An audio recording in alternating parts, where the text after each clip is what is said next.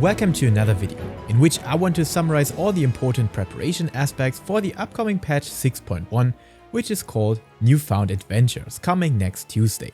But before getting started, I want to apologize for my assumptions of my last preparation videos, which could have led into wrong directions for some of you, because of how the market awareness and supply has increased significantly since the start of Shadowbringers. And I really wasn't aware of the fact that other content creator videos or my own can lead to certain trends on the market. So if you lost some Gil because of that, I am truly sorry. But I will try my best to compensate, basically in the form of tips for this patch instead of wild stockpiling speculations. So let's get started with the solid facts. Similar to patch 5.1 in Shadowbringers, which can be seen as a role model to this patch, introducing the same forms of content, just in another expansion. Which means there will be new Gatherer and Crafter gear coming on Tuesday. So you know what this means, right? Some people might be stockpiling all sorts of Crafter and Gatherer materia. Which of course means the more keen businessmen and women will go for that way, the more we will face a solid amount of supply, which then leads to low prices on these items. But if by any chance some of these people are not actively playing right now, it could open up space for some investment.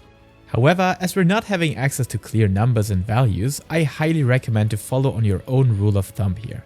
First, if you have a Gatherer or Crafter job yourself, try to stockpile as many of these as you personally can make use of, so that in either scenario you don't find yourself stuck with stuff you don't need and that might become less valuable after the patch drops. And the second rule of thumb, go ham or go home.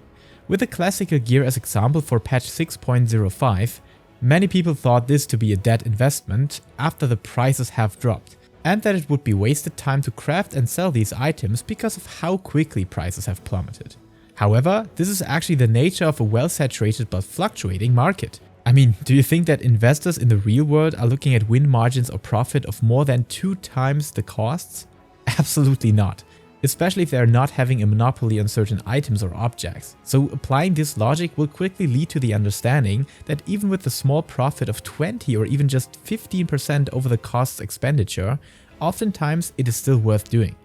In my personal case, for example, I just stopped crafting classical gear when each price yielded less than 30,000 gil, and I needed to undercut 20 or more times per day.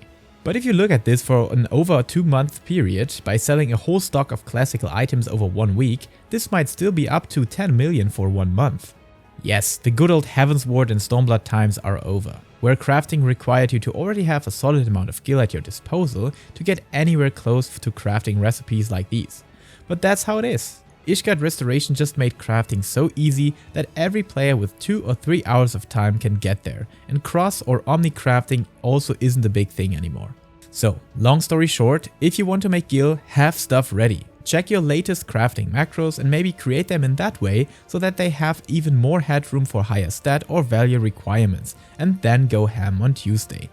Just in case you want to push for fighting materia, do as you please, but I can only emphasize on the aspect that whatever content might have been dead in the past couple of weeks, A-rank trains weren't, so I really think that there's tons of supply on this aspect. But definitely not quote me here and follow your own intuition. On the other hand, there are some safe speculations which leads us to stockpiling all sorts of currency, especially Elagan tomestones of aphorism, but also your white and purple scripts, because the first will be needed for the exact same crafting materials as the classical gear will. And even though you might not want to invest too much gil on that aspect now, having maxed out tomestones caps at your disposal is a solid way to handle price fluctuation in general. Which of course can also be applied to bicolor gemstones. But now to the part where I think gil could be found in steady numbers. White crafter scripts. These might be interesting for having access to all sorts of endgame materia, where you don't have to stockpile one in particular now, but have a backbone access to all of them. Nonetheless, purple scripts will be demanded heavily for the exact same Endwalker copy of our Sublime solution back in 5.1.